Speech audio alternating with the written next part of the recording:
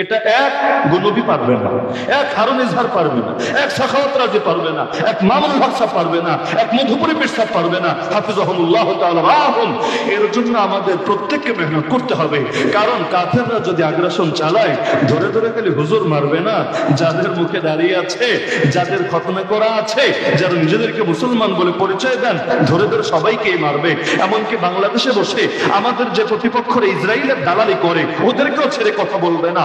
আগ্রাসন যখন চালাবে, সবাইকেই পাইকারি হারে মারবে। সুতরাং সমস্ত মুসলমানদেরকে ফিতনার ব্যাপারে সজাগ করেন। রিকশায় উঠেছেন, বাসে উঠেছেন, দোকানে চা খেতে গিয়েছেন, বন্ধুর সঙ্গে আড্ডা দিচ্ছেন, সব জায়গায় গণহারে বলেন। এমন অনলাইনও লেখালেখি করেন। 10 জন লিখবেন, গ্রেফতার হবেন। 20 জন লিখবেন, পেরেশানিতে পড়বেন। 100 জন লিখবেন, আপনাদেরকে পাকড়াও করবে। সবাই মিলে লিখতে শুরু করেন। কারণ বাপের বেটার ক্ষমতা নেই আপনার বিরুদ্ধে অবস্থান নেবে।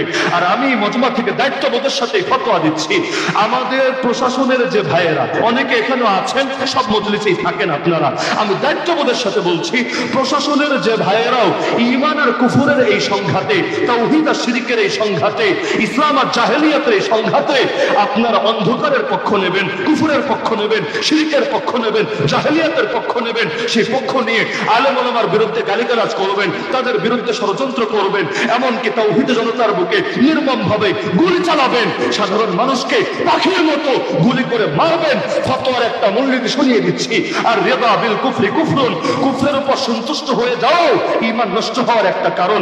এমনকি কোরআন এবং সুন্নাহর একটা অকাট্য মূলনীতি হলো, কেউ যদি কাফেরদেরকে সাহায্য করে মুসলমানদের বিপক্ষে, এই কুফরের প্রতি সন্তুষ্ট হয়ে সে আর মুসলমান থাকে না, বেঈমানে পরিণত হয়ে যায়। সুতরাং প্রশাসনের যারা আমাদের বুকে গুলি চালাবে, প্রশাসনের যারা আমাদের হাতে হাত করা পরাবে, প্রশাসনের যারা আমাদের বিরুদ্ধে ষড়যন্ত্র করবে, প্রশাসনের যারা আমাদেরকে দমিয়ে দিতে চাইবে, নিশ্চিহ্ন করতে চাইবে, এ কারণে আমরা কুফরের বিপক্ষে, শিরকের বিপক্ষে, জাহেলিয়াতের বিপক্ষে, ঈমানের পক্ষে, তাওহীদের পক্ষে, রিসালাতের পক্ষে, খাতমে নবুয়তের পক্ষে। আল্লাহর কসম, আপনারা আর মুসলমান থাকবেন না। আপনাদের হাসর হবে এ আবু জাহাল, আবু লাহাব আর জামানার এই ফিতনাবাজদের সাথে। তোমাদের মধ্য থেকে যারা তাদেরকে বন্ধু বানাবে, তারাও তাদের অন্তর্ভুক্ত বলে বিবেচিত হবে।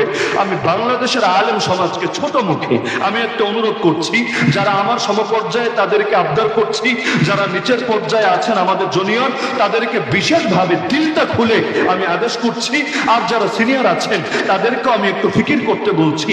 যেই সমস্ত মানুষগুলো এভাবে প্রকাশ্যে আলেম ওলামার বিপক্ষে, তাওহীদ জনতার বিপক্ষে অবস্থান নেয়, বুকে গুলি চালায়, আপনারা আজকে থেকে কঠোর হন তাদের বিপক্ষে। আমরা এদের জানাজা পড়বো না, যদি না তওবা করে। আমরা এদের বিয়ে অনুষ্ঠানে যাব না, আমরা এদেরকে দেখলো সালাম দিব না, এদেরকে আমরা কাফের বলে ফতোয়া জারি করে দিব। ইনশাআল্লাহ আগামীকাল থেকে দেখবেন ফিতনা কমে গেছে। মানুষ এখনো সামাজিকতাকে ভয় করে, আল্লাহকে যতটুকু ভয় করে তার চাইতে বেশি সামাজিকতাকে ভয় করে।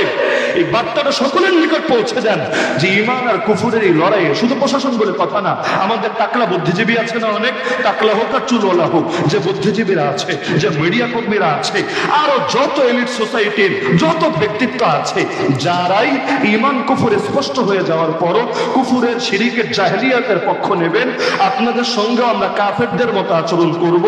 বার্তা ক্লিয়ার। দেখবেন ওরা ভয়ের কারণে হলেও, সামাজিকতার খাতিরে হলেও এভাবে পুরো জাতির বিরুদ্ধে অবস্থান নিতে ভয় পাবে।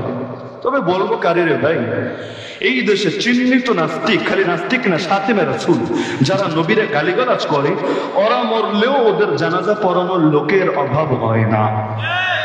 এমনকি মৃত্যু পর্যন্ত যে নেতারা খেতারা সারা জীবন ইসলামের বিরুদ্ধে গালিগালাজ করে, আলেম ওলামার সঙ্গে ব্যঙ্গ করে, আর তওবা করেছে এমন কোনো প্রমাণ নাই, তারপরও এই সমস্ত পশুগুলো মারা গেলে গর্বের সাথে জানাজাই পড়ে না, মাইক হাতে নিয়ে তাদের পক্ষে সাফাই গায়ে দালালি করে। আর দরকার হলো হাফেজ জি হুজুর রহমাতুল্লাহ আলাইহি সে আদর্শ এখানে কায়েম করা। হাফেজ জি হুজুর যে তওবার রাজনীতি করেছিলেন, সেখানে তার 3টা বড় একটা শিরোনাম ছিল, যে এই 3টা কারণকে তিনি দেখিয়েছেন এবং তিনি কড়াকড়িও করেছেন। এর মধ্যে একটা কড়াকড়ি ছিল যে এই সমস্ত আমাদের মাথার উপর এখন যারা চেপে আছে, আল্লাহর আইন বিরুদ্ধে অবস্থান নেওয়ার কারণে তাদের ঈমানও চলে গিয়েছে। সুতরাং যারা তাদের সঙ্গে সম্পর্ক রাখবে, আমরা তাদেরকেও বয়কট করতে বাধ্য হব, এমনকি তারা মারা গেলে জানাজা পর্যন্ত দেব না। নাসিম আহমদ সাহেবের বই আছে বাংলার হীরামতি পাবনা, এখানে যে খণ্ডটা লিখেছেন হাফিজ হুজুরকে নিয়ে, সেখানে লম্বা চওড়া করে আলাপটা পেয়ে যাবেন। আমার অনুরোধ থাকবে তালেবুল ইলম ভাইয়েরা সবাই দেখে নেবেন। আমার এখান থেকে অনুরোধটা করছি, কোন হুজুর যদি আদর্শের বাইরে গিয়ে এভাবে অবস্থান নেয় কুফুরের পক্ষে, শিরকের পক্ষে, জাহেলিয়াতের পক্ষে, আপনারা সকলে মিলে তাকেও বয়কট করবেন, যদি না সে প্রকাশ্যে ভুল স্বীকার করে। কারণ লড়াইয়ের মধ্যে লেবাসটা মুখ্য না, লড়াই হচ্ছে মানে দুইটা দল স্পষ্ট হয়েছে, দুইটা তাবু হয়ে গিয়েছে। সুতরাং থাকলে হয়তো এই তাবুতে, না হলে ওই তাবুতে, মাঝামাঝি হবে না। ওই ট্রান্সজেন্ডারবাদ এখানে চলবে না, যে বাইরে দিয়ে দেখতে তো হুজুরি, ভেতর দিয়ে আমি তলে তলে হিন্দুত্ববাদী। না, যে কোন একটা গ্রহণ করো, বাইরে আর ভেতরে একরূপ ধারণ করো, মুনাফিক হও না। সামনে আসলে বলবা আমার না, আর আড়ালে গেলে বলবা ইন্না মাআকুম, আমরা তো তোমাদের সাথে আছি। এই ভণ্ডামি বাংলার জমিনে চলবে না। তা আমি পীর সাহেব হুজুরকে সকলের সামনে বিনীতভাবে অনুরোধ করব যে আল্লাহর ওয়াস্তে হুজুর এই জাতিকে, এই আমাদের সামনে যে ফিতনা চলমান, এটা থেকে হেফাজতের জন্য আল্লাহর ওয়াস্তে হুজুর আপনারা নেতৃত্বের ময়দানে এগিয়ে আসেন। এই দেশের সমস্ত নওজোয়ান আলেমরা আপনাদের লিডারশিপ মেনে নিতে রাজি আছে। আমি 100% দায়িত্ববোধের সাথে বলতে পারি, এই জমিন যদি ইসলাম ইমারা হতো, ইসলাম ইমারা বাংলাদেশ, ওই বাংলাদেশের আমিরুল মুমিনিন হওয়ার মতো সব যোগ্যতা আল্লাহ তাআলা হযরতের মধ্যে রেখে দিয়েছে। আমরা সৈয়দ আহমদ শহীদকে দেখি না, আমি বাড়িয়ে বলছি না, কাউকে রাজি খুশি করার জন্য বলছি না। আর ওই নেচার, ওই তবিয়ত আমার আছে কিনা এটা সকলের কম বেশি জানা। তা আমি এখানে 100% দায়িত্ববোধের সাথে আল্লাহকে সাক্ষী রেখে বলছি, হুজুরকে আল্লাহ তাআলা নেতৃত্বের সকল গুণ দান করেছেন। সুতরাং এই যে ক্ষেত্রগুলো, 1 নম্বরে মাজলুমদের জন্য সম্মিলিতভাবে কিছু একটা করা, 2 নম্বরে সমস্ত নওজোয়ান আলেমদেরকে ঐক্যবদ্ধ করে একটা মিশন নিয়ে একযোগে কাজ করা। প্রত্যেকের জায়গা থেকে প্রতিবাদ করবে, কিন্তু এক এক সময় এক একটা ইস্যু নিয়ে আমরা কাজ করব। যখন খতমে নবুয়ত নিয়ে নামবো, একেবারে এটা শেষ দেখে ছাড়বো। যেমন আগামী বছর কাদিয়ানীরা ওদের 100 বছর পূর্তি পালন করবে। এখন থেকে আমি বার্তা দিয়ে দিচ্ছি, প্রস্তুত হন সবাই। 99তম ইজতেমা এই বছর করে ফেলেছে, আমরা কপাল পোড়া জাতি ঠেকাতে পারি নাই। আল্লাহর গজব যে এখন আসে নাই দেশের উপর, আল্লাহর বিরাট বড় রহম আর করব রে ভাই। কিন্তু 99টা করেছে, যেটা হওয়ার তো হয়ে গিয়েছে।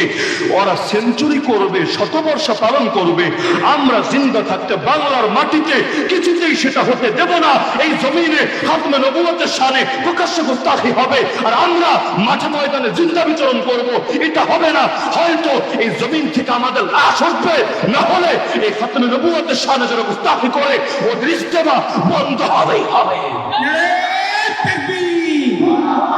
কাদিয়ানীদের আস্তানা, নবীর পরে নবী নাই, সংসদে আইন চাই, কি হবে ওদের বিরুদ্ধে আন্দোলন করবে? এই যে আমাদের অলিপুরি হুজুর আগে লাগাতার সফর করতেন পৃথিবীর বিভিন্ন দেশে, আমেরিকায়, কানাডায়, লন্ডনে। এই বছরটা লন্ডনের ভিসা বাতিল, লন্ডনের ভিসা দিবে না। কিসের জন্য? কাদিয়ানের বিপক্ষে অবস্থান নিয়েছেন। কেন?